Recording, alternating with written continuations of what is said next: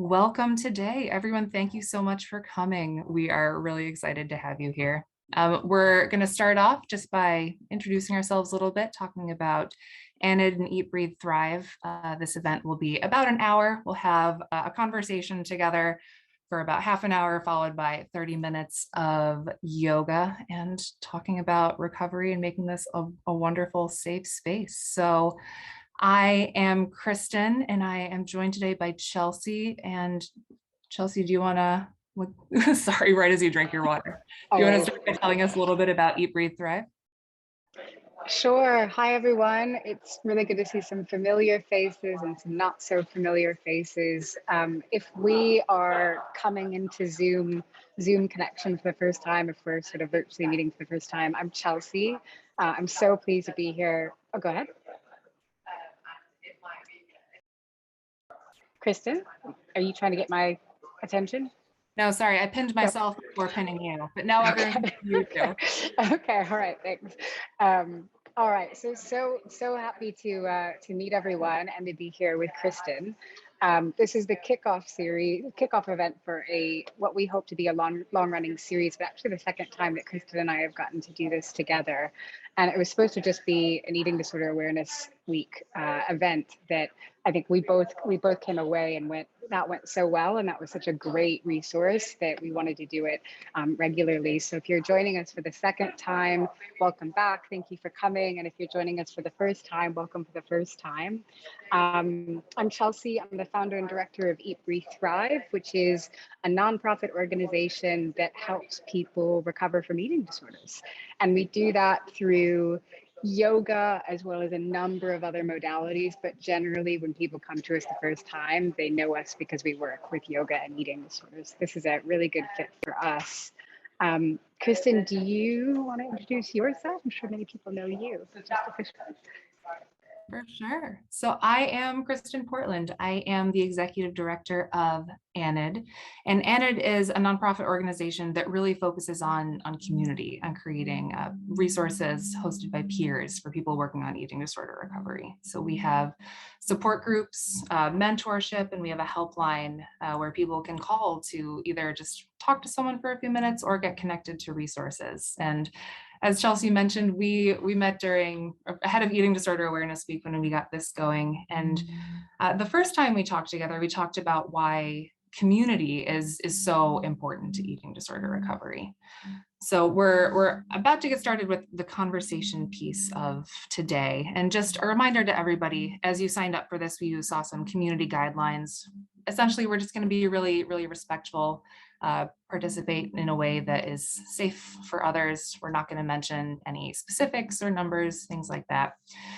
So in just a minute, I'm going to share the anchor question that's going to be what we're talking about today. But ahead of doing that, I would love to invite everyone to add a chat check-in. Since there's a lot of us here today, we only have half an hour to talk. We don't have enough time for everyone to join in that way, but we would love you to participate a little bit by typing your answer into the chat. So today, if you wouldn't mind sharing your first name, your pronouns, and what you're hoping to get out of this series. Why did you sign up today? Are you just looking to move your body in a really healthy way? Are you looking forward to recovery talk? Do you just want to get your weeks off to a really nice start? Just go ahead and drop that in the chat. We'd love to see some of that. And then Chelsea, we were just discussing our anchor question for today, and that is why is helping others so important to recovery, the recovery process, community, all of that? Yeah. Well, while people are typing their answer to your first question, Kristen, I really am curious to hear what you're hoping to get out of this, because we can perhaps work it into our conversation and also into the yoga practice today. So please do drop it into the chat. What comes up for me, and I'd love to hear from others when you ask that question. Funny enough, and we didn't talk about this ahead of time, we've got 3 core values at Eat, Breathe, Thrive, and they're connection, embodiment, and service. So it's actually like one of the guiding principles that leads our organization.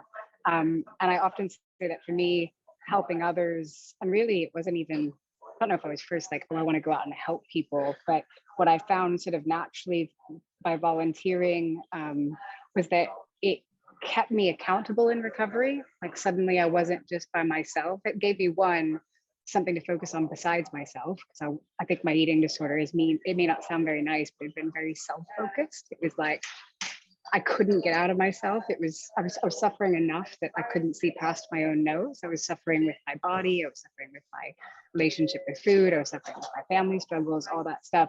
Getting into service first just got my mind off it and got me focused on someone or something else. But then eventually that service relationship can be so magical because it also held me accountable to not falling back into old patterns, because suddenly it wasn't just about me. My falling back or engaging in eating disorder stuff actually affected volunteering with Big Brothers Big Sisters, so my little brother or the people I was working with. So it was a call to something bigger than myself. That was what was valuable about it. Chelsea, I really love that. And I completely agree. Like being able to focus on helping others, I think is a really good way. There's that phrase that was coming to mind while you were talking, teach what you need to learn. And not that we're always teaching, like obviously you teach yoga, but at ANID, we have mentorship and support groups. And some of the things I've heard from our volunteers is just really amazing about how they were impacted by going out and sharing their story and helping others. And I actually lead one of the ANID support groups as well some of the time. And it's so completely true. There's just something really special about being able to talk about something that happened to you and being able to even model, there's a way past this. Like this doesn't have to be forever. You can learn, you can grow.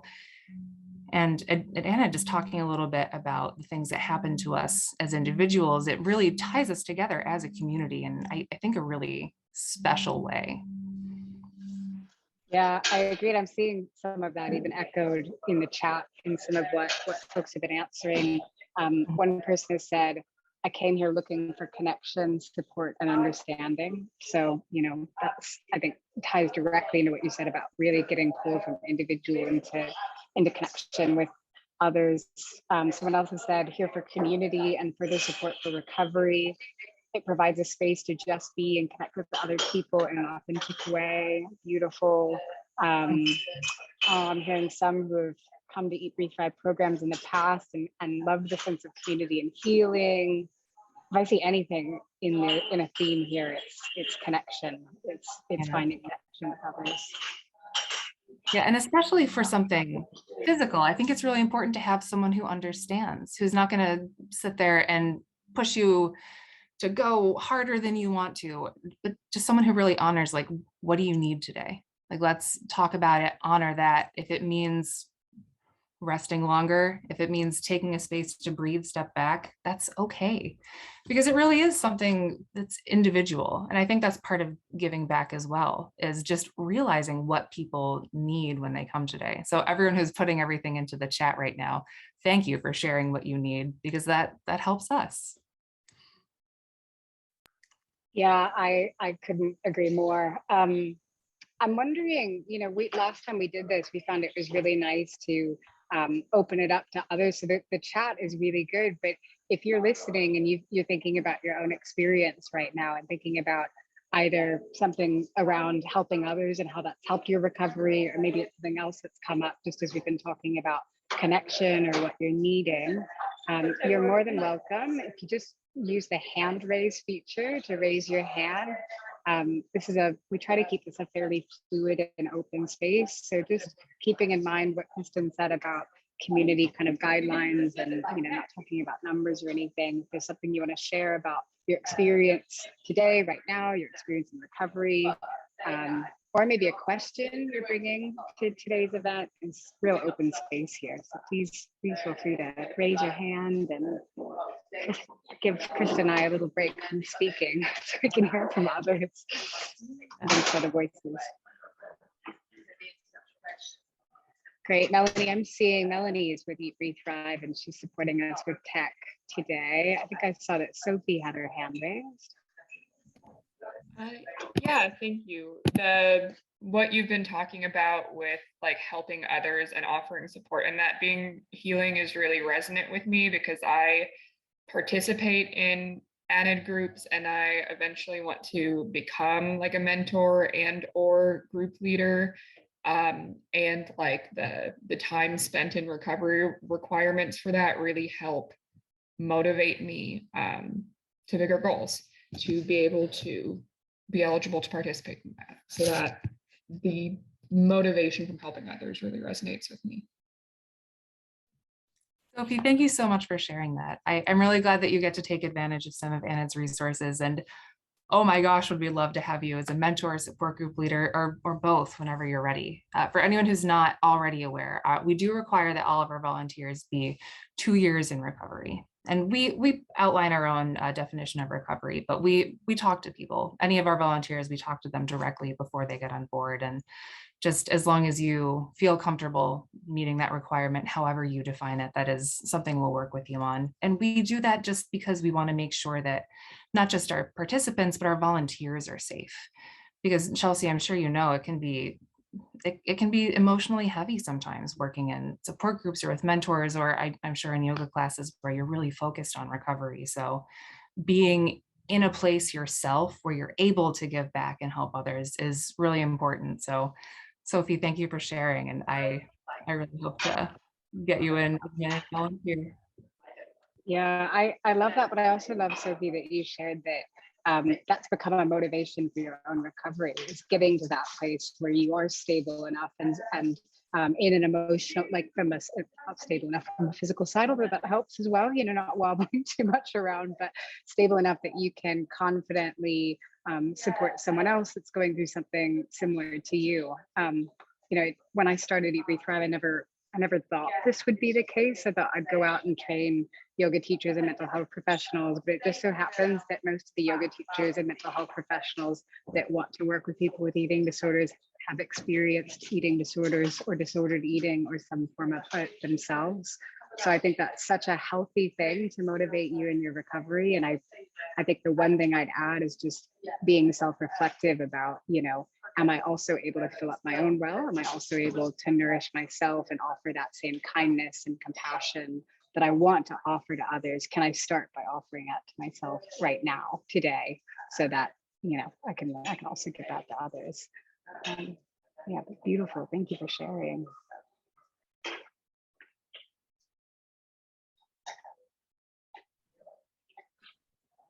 So anyone else, always feel free to jump in the chat or raise your hand if you want to unmute. But Chelsea, I don't know about you, but I think one of the most magical things about organizations like ours is seeing the people who come to give back.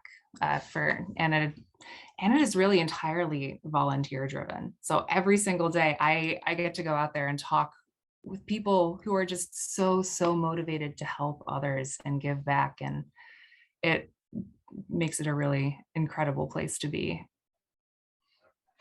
Yeah, I do. I love that we've kind of fallen on this service theme today.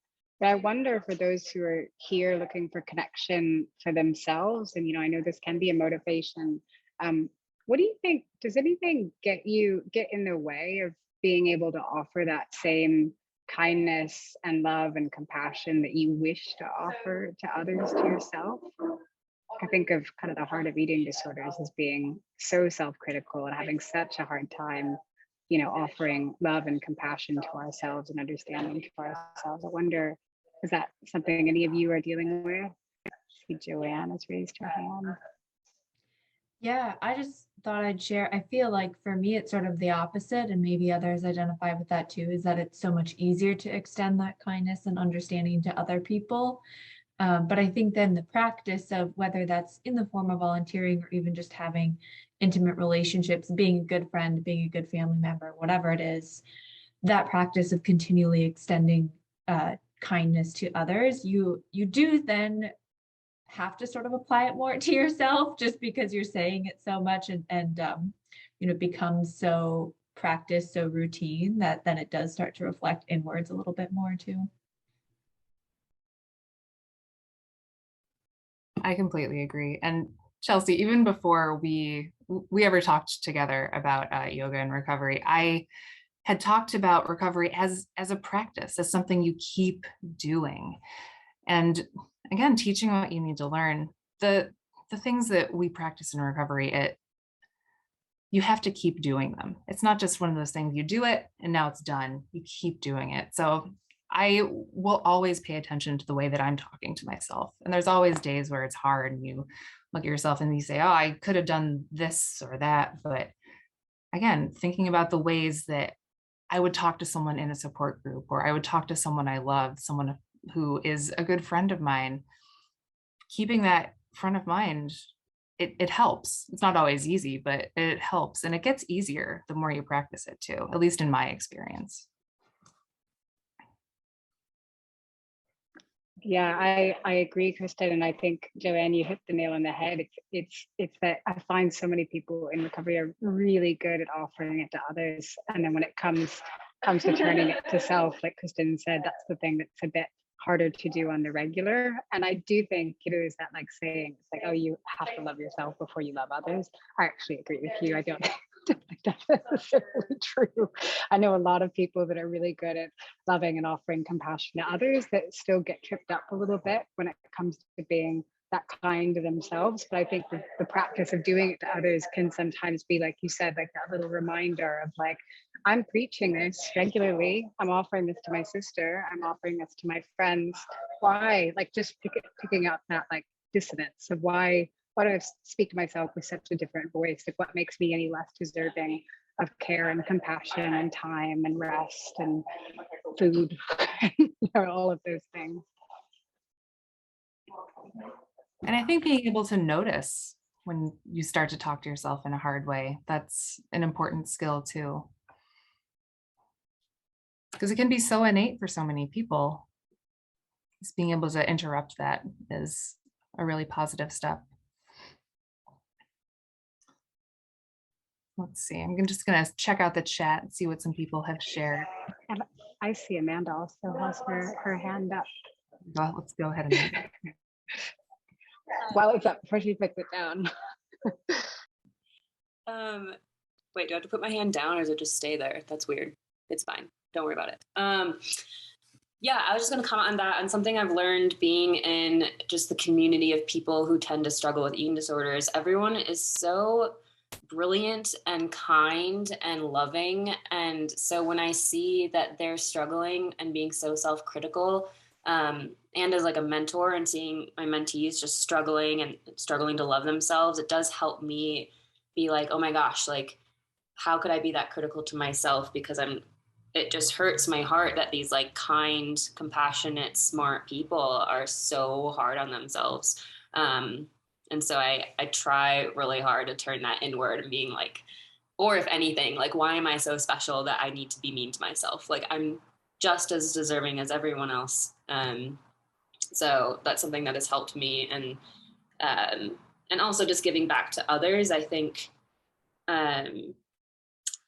for me, it's helped my recovery because otherwise I don't really know how to make sense of why I had an eating disorder. It doesn't make sense. And you can get in this like kind of pity party of, what the hell? I don't understand. But like turning it into like a meaning and being able to give back and being like, oh, I had this experience and now I'm capable of empathy because I get it. And I can hold that space for somebody. So making meaning from this trauma and this horrible disease that we go through.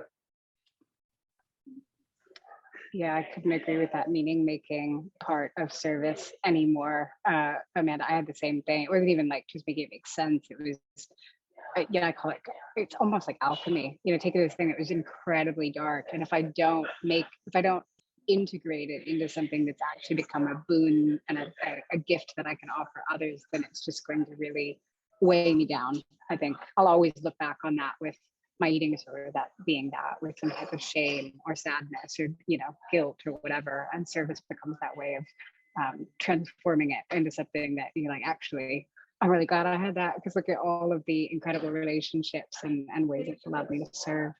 The other thing I was thinking as you were first speaking, Amanda, when you were talking about seeing your mentees, is, you know, we talk a lot in our Yoga for Eating Disorder Recovery course about the monkey mind and how the internal monologue can just run circles. And it's really one strange, beautiful gift that yoga gave me was an ability to like be in the monkey mind and then for brief moments just to kind of step out of it almost. And it made me go, well, who's doing the stepping out? And you get really deep philosophical stuff. How do you step out of your own thoughts? But I could, and all of a sudden I'm like above the thoughts. And I'm like, wow, you're really mean to yourself. And then you start to notice that the thoughts are really whimsical and they just sort of come and go, and they actually often have no basis in reality and might be as fickle as the wind, and they'll come and then they'll go in circles, circles, circles, and then they'll just sort of evaporate when the monkey swings to some other branch. So I think that ability is one thing that yoga gives us, is that ability to recognize that thoughts are just thoughts and they'll change and they'll shift. And just because a thought is happening doesn't mean we need to act on it. Just because at any moment we're going, I'm not good enough, you know, I'm stupid, I shouldn't have said that, gosh, if, you know, my body doesn't look this way. If you can stop believing that and just see a thought as a thought, there's an opportunity to have a different relationship with it and change your actions as well. Chelsea, that's something that I've had to really work on as well. And I didn't come to it through yoga. I came to it through some therapy to start with. But you know, that idea of a thought is not an action. You don't have to act on it. That's such a hard, for me at least, that was such a hard thing to kind of wrap my head around. And again, I still practice that on the regular.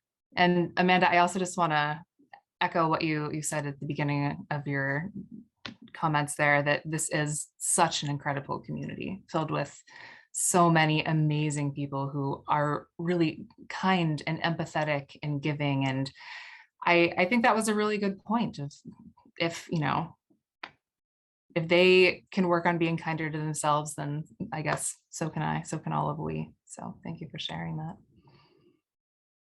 Okay, so we're coming up on half an hour. So in just a couple of moments here, we're going to be transitioning into the yoga part of our yoga and chatting. So before we do, if anyone has any final comments, things that they want to talk about in the chat, feel free to put them there. And I also just want to let everyone know that after we're done talking to you, you will be getting the recording. And in some of those materials, you're going to be getting a little bit more information about both Eat, Breathe, Thrive and ANID if you want to use our services, get more involved, volunteer, or learn more about where to do some of the kinds of yoga that we are going to be doing very shortly. Amazing. Thank you, Kristen. Okay, so as Kristen said, we are going to be transitioning to a yoga practice. And this is a really wonderful opportunity because I happen to be at an office today. So I'm going to be doing my practice from a chair. So you're not going to get a visual from me. But my colleague and co-leader and absolute rock of a human being, Mel, has offered to give us a visual if needed. So Mel, do you just want to wave your hand? So, you know, you're also probably not, yeah. So Mel's going to give us a visual in case that's important for you. But for this yoga practice, the good thing is you can be in a chair, you can be on the floor, it really doesn't matter. So the idea with our yoga is that it should really be approachable no matter what's going on in your body. So that means you can do the poses with your body, you can do the poses in your mind if you like, you can do the poses from a chair. I would invite everybody, while Mel's getting centered, just to come to the space you want to practice to begin. So that can be a physical yoga mat, it can be a chair, it can be on a bed. And Mel or Kristen, remind me, is there anything I need to tell people about their videos? Or could you just remind me? Nope. So, Melanie, we're having a hard time hearing you here, but we are only going to be recording the pinned videos, which are currently me, Chelsea, and Melanie. Everyone else, you won't be in the recording, so feel free to have your videos on, off, whatever makes you most comfortable.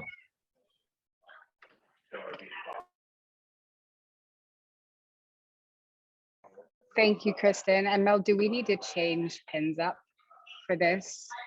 Oh, it's recording your view. Okay, great. All right. And can I invite everybody so we're only recording pin videos. If you'd like to, or you feel comfortable to, it does help me to be able to see who I'm teaching to. You don't have to, there's no pressure here. But if you feel comfortable just allowing me to see your video, I can probably teach a slightly better yoga practice. Otherwise, I will just imagine all of the wonderful humans around the world that I am teaching to, and I've got a wonderful imagination. I'm just not promising, you know, I may imagine you with purple hair instead of your actual hair color, but you know, that's the way my mind works. All right. So wherever you are, I'd like to invite you to come into a seat of some sort, and a comfortable seat if you can. Oh, great. A few more faces. Wonderful. So wonderful. Hi, everybody. So a comfortable seat. So if you're like I am, if you're in a chair, then I'd like to invite you just to place both feet on the ground. And if you're already on the ground, Kristen, you've got your kitty companions, it's wonderful. If you're already on the ground, I just want you to notice where your body's making contact with the ground, wherever that is.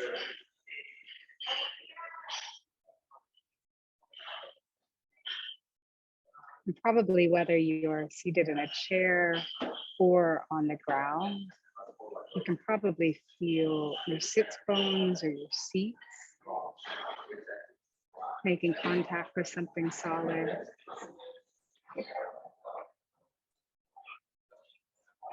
You might, from that place of noticing the solidity beneath you, start to shift your weight forward and back a few times.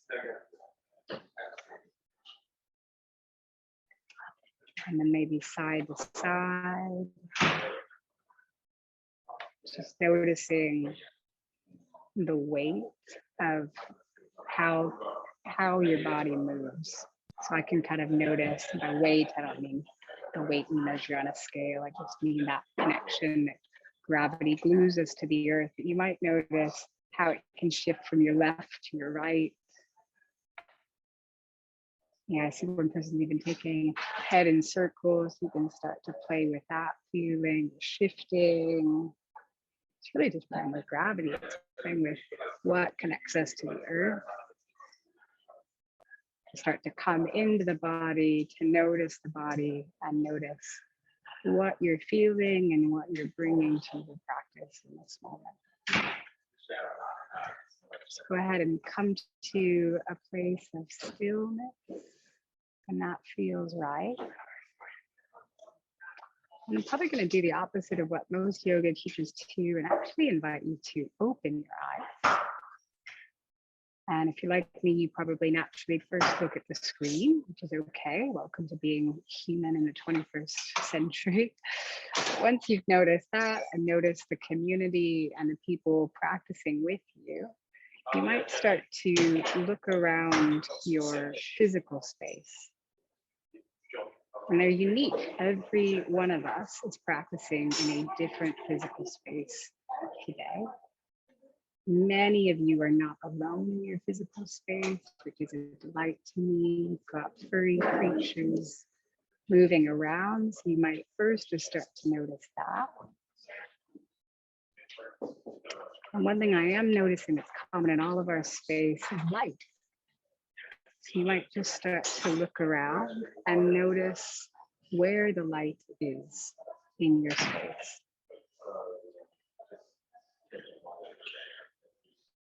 You might notice areas of shadow, areas where the light enters the room. Notice how objects in your space interact with the light.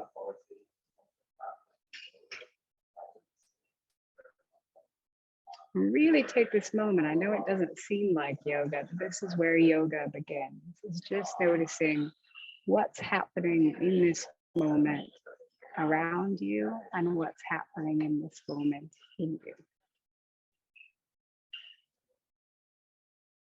If your mind is anything like mine, you might find kind of a fluttery quality where it's like you kind of notice them and you're like, okay, are we going to do something else? What's going on? And that's okay. Again, just start to notice. Another way to invite the mind into this moment, still working with your physical space, is just to look around and notice textures and colors. Just take a moment to look at what's around you. There's a lot. You might notice bits of fabric, wood. I've got exposed brick, which is really fascinating. Maybe plants, carpet, chords, pictures. See if just a moment you can start to take in how many different colors are in your space, letting your mind wander from one object to another, and it's even difficult to find the same color twice.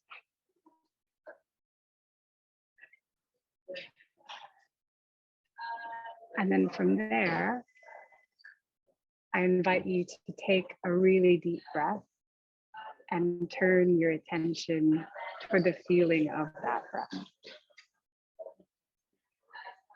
Feels natural to close your eyes, you can do so. If you're having a hard time kind of keeping your mind focused, it can sometimes be nice to open your eyes, so noticing breath coming in and out, and also continuing to notice what you see around you.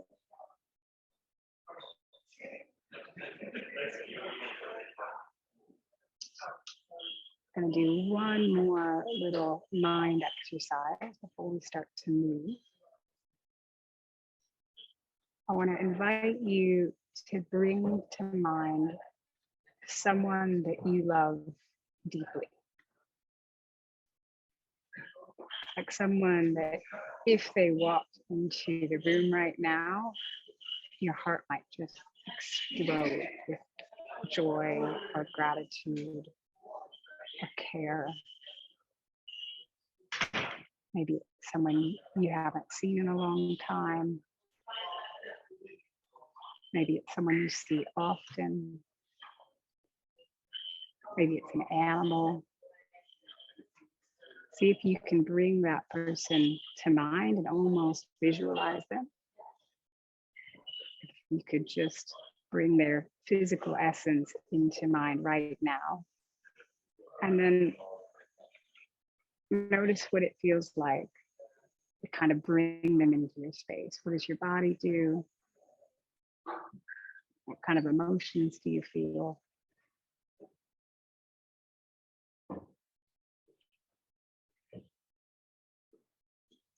And take a really deep breath in. Exhale. 2 more like that. Take a deep breath in. Exhale. And final breath. Deep inhale. And long exhale.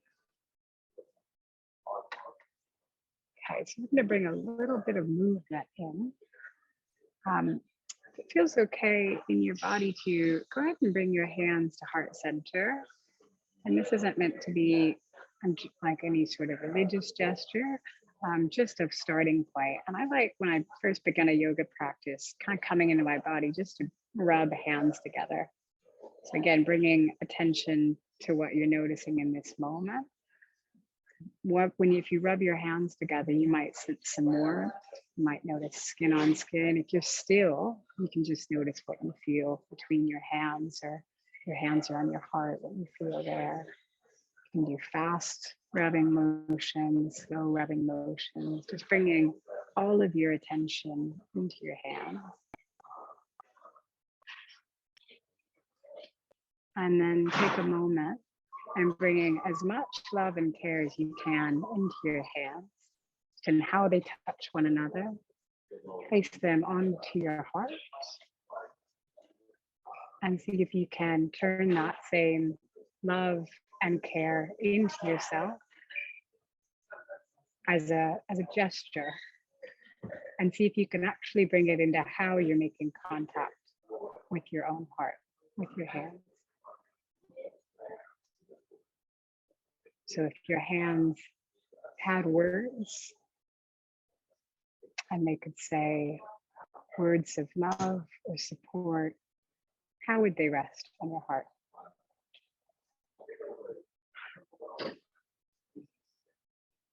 Take a deep breath in, feel your chest rise up toward your hand.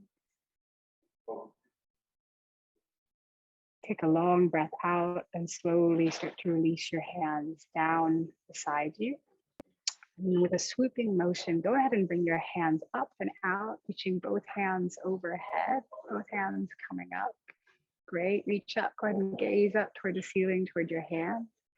And then on exhale, slowly bring them back down through your heart, down through your heart. Great, do that swooping motion again. Inhale, reach up, both hands go out wide toward the ceiling. Good, exhale, hand through heart. And one more like that. Inhale, slowly reach up. Take your time, really enjoy each movement. Gaze up toward the hands as you reach. And then exhale, hands come through heart. Okay, we're gonna change it up a little bit. Inhale, reach up. Really take that whole stretch. Enjoy the stretch. Open your shoulders. And then with this exhale, bring your right hand down toward the ground and reach your left hand overhead. If you need a visual, we got Melanie and Kristen right in the middle of the screen. Good, inhale, slowly reach up towards center. I know these are small movements, but do your best to really be mindful about each movement. Good, and then exhale, left hand down, right hand overhead. Perfectly okay to move faster or slower than my cues. Just see if you can keep as much mindful attention on the movements as you can. Inhale, slowly reach all the way back up. Use the entirety of the breath for each movement. And then exhale, hands back through heart. But again, like that, inhale, slowly reach up, take your time. Good, exhale, right hand down, left hand overhead. Good, inhale, slowly come back up through center so you can be mindful with each movement. Exhale, left hand down, right hand overhead. Notice what you feel in your left hand. Great, inhale, come all the way back up. And exhale, hands through to heart. Great. Okay, if you'd like to now, you can go ahead and stand up. You can also remain seated if you like.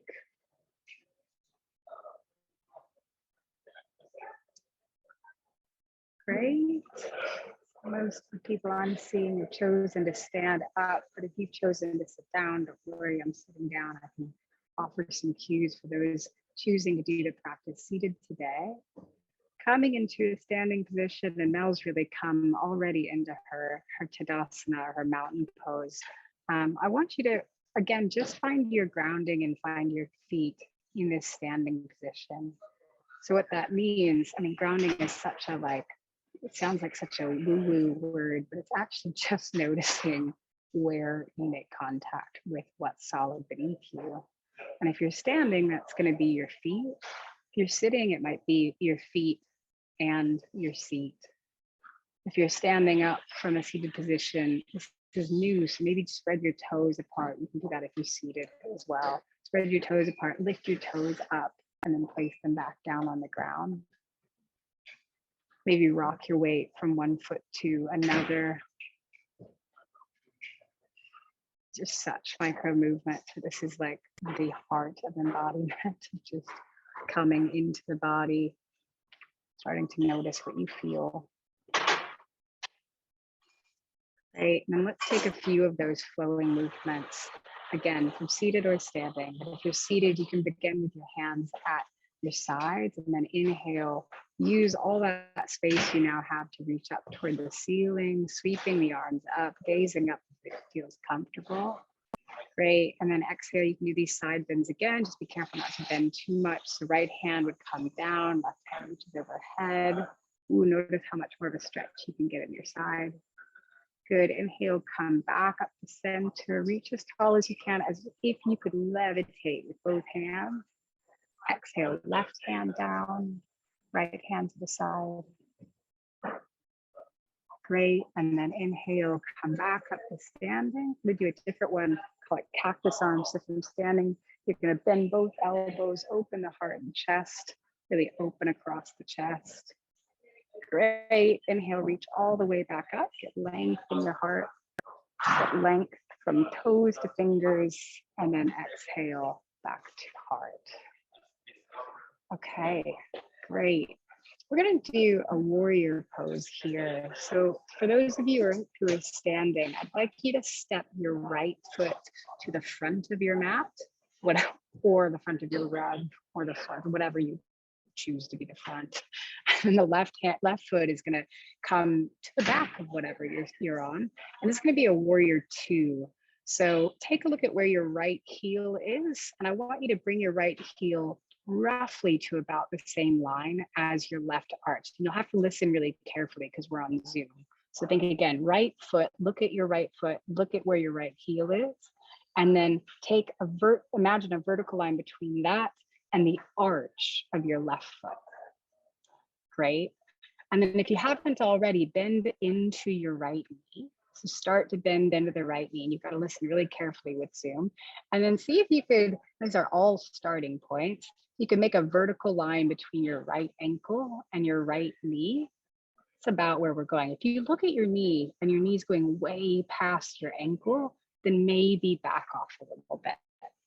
If you're in a chair, I'm sorry to leave you hanging for a second, you're basically going to do the same pose in a chair. So you're going to have your right foot extended to the right of the chair. And then I'm taking my left foot extending out behind me. So I get a really nice opening in the chair. Great. And then everybody, I want you to bring your attention to your right knee and send your right knee kind of energetically toward your right pinky toe. So it's going to maybe bend your knee a little bit, and you might find that opens your hip slightly. And then everybody's got their hands at their hips, except a couple of people have raised them up already. You're welcome to raise them up. No, you don't have to bring them back down. Don't worry. You can bring your arms up, and really yogi's choice today on where you want to bring your hands. So it could be arms outstretched. It could be palms facing up. It could be, again, this theme of really turning the care and the compassion we offer to others inward. It could be hands on heart. Wherever you are, I'd like you to take 3 really deep breaths for yourself, for your recovery.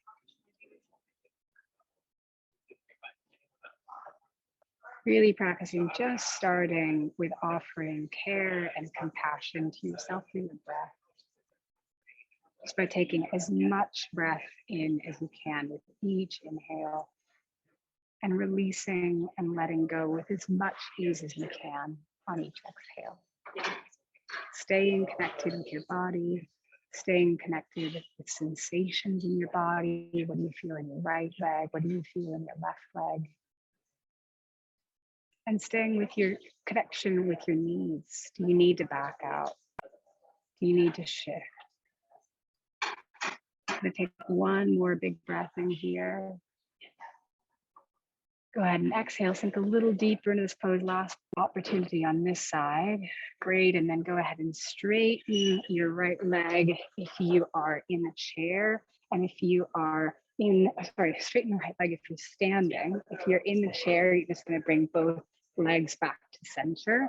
If you're standing, turn both toes to face the same direction. We're gonna do a forward fold here. So toes, not warrior one.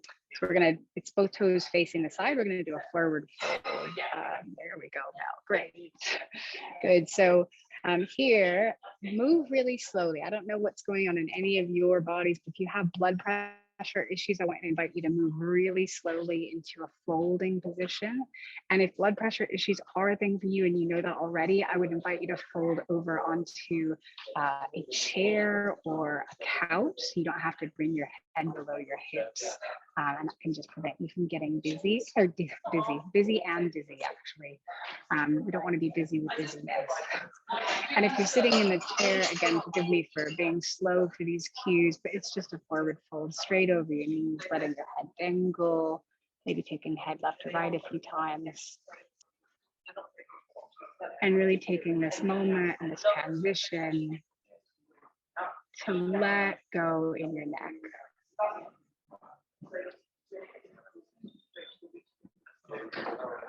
Just notice if you're holding on, if there's tightness. Yeah, actually, that looks really good. You have an opportunity here to really notice what's happening in your legs as well. So it feels good to kind of squeeze your ankles, squeeze your calves. Just get a little bit of love physically. A gesture of kindness, that can be really nice. Okay, listen carefully. We're going to transition here. So hands to ground or hands to whatever's in front of you. And then go ahead and bring hands to hips. This is chair and standing. And then slowly, slowly take your time, raising up, stacking vertebrae upon vertebrae. Yeah, one at a time. Okay, listen carefully. Those standing, turn your left toes to face the back of the mat. I am one of the laziest yoga teachers ever. I never step forward and back, just turn the toes, left toes, face the back of the mat. And we're gonna do the same thing. Go ahead and look at your left ankle, and then roughly, if the starting point, if it feels funny or wrong, change it, but left ankle to right arch, so the same line vertically from front to back. And I use that as a guide, not as a, this is where we want to get to, just as a guide to teach people on Zoom, really. And then go ahead and bend into your left knee if you have it. Starting place for this, you got to listen to what feels good in your body, is to bend into the left knee and bring the knee just above the ankle. And then a nice thing I love to do when I'm first getting into Warrior Two, I want you to think about where your right foot is and then press the outside edge of your right foot down. Just press it down really firmly and notice what that does in your legs. And then same activating cue before, you can take your left knee, think about where your left knee is, and send it toward your left pinky toe. So there's almost just a slight outer spiraling to the front leg. And then again here, yogi's choice, meaning your choice of what you do with your arms in this moment. I'd invite you to think about, what does a gesture of care look like in my body now? And where's the balance between caring for myself and reaching out and caring for others? And the nice thing is it can change moment to moment. There can be moments of turning inward, holding self, caring for self, and moments when we're ready to reach outward. That can be a dynamic flow. We take 3 more big breaths in this pose. So 3 breaths in. Go ahead and inhale when you're ready. Slow, deep breath in. Long, gentle breath out. 2 more like that. Deep breath in. Long breath out. And final time. Deep breath in. And long breath out. Okay, unbend your left knee if you're standing. If you're seated, go ahead and bring both knees to center. We'll do 1 more forward fold. So turn your left toes to face the same direction as your right toes. And this time, if you like, you can reach behind you and either interlace your fingers, or you can grab your forearms or your elbows. There's a shoulder opening happening here. So reaching behind you. Yeah, we've got some great demonstrations on screen if you're confused. You can also just stick with hands down to the floor, whatever feels good in your body. Yeah, great. And if you are doing the reach behind you, might try interlacing your fingers, so holding your own hand, or holding the wrists of your hands. 2 more big breaths. Inhale and exhale. And last one. Big breath in. Long breath out. Okay, slowly, slowly roll up to standing. Take your time. Move slowly. Blood pressure can be fickle. And then go ahead and step your feet to center. I can be top of the mat, middle of the mat. And oddly, I'm going to end with something most people start with, which is just some free movement. So you might just start taking some twists in your spines. Shake out your arms. Great. Yeah, you can do a little dance if that feels natural. Shake hands, shoulders. Man, if I could get music going, I would. Front machine, shake it out is my favorite one. Legs, ankles, neck, roll the shoulders, roll the hips. See, see if you can, love it, Amanda.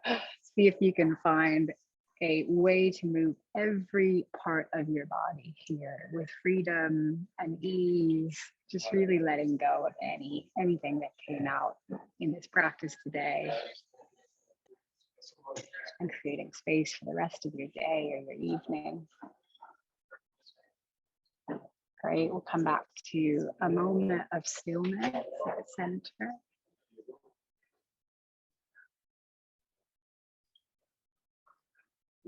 Great, take a deep breath in and a long breath out.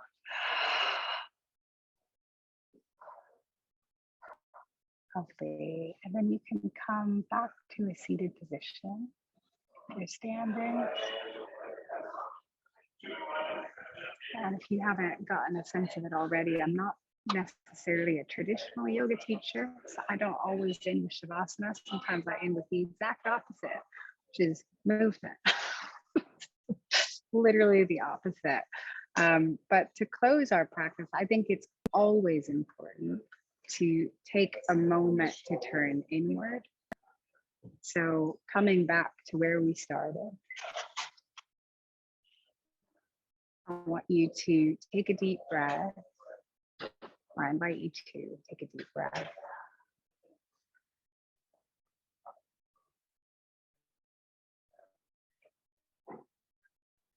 And then if you'd like to, you can open your eyes, have a look at the screen, and know that you were practicing today with so many people all around the world, and you might be practicing with so many people all around the world in the future who are tuning into this recording. So you are never, ever alone, even though sometimes it can feel that way. It's been a tremendous honor to share this practice with you today and to co-host with Kristen with the support of the lovely Melanie Taylor. Thank you for everyone who spoke and who offered questions, and thank you also to those of you who were here and were offering your presence and your attention, anything in the chat. It's really been a pleasure, and I'm so happy to have been able to share it with you. Kristen, do you want to close with it next? You know, kind of like, I mean, what's next?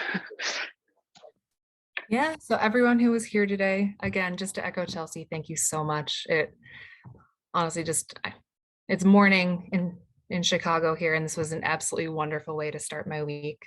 So everyone who was here and who has registered but wasn't here is going to get a recording of this session, and we're going to be posting it as well so that you'll be able to share it with anyone who's interested.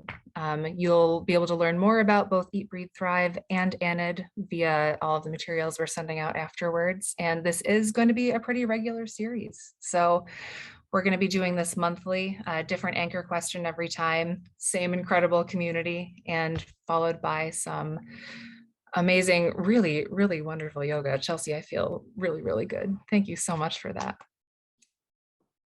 Oh, my pleasure. All right. Thank you, everyone. We'll see you next time. Have a great day or evening. Thank you. Thank you. Thank you. Thank you, everyone. All right. Bye.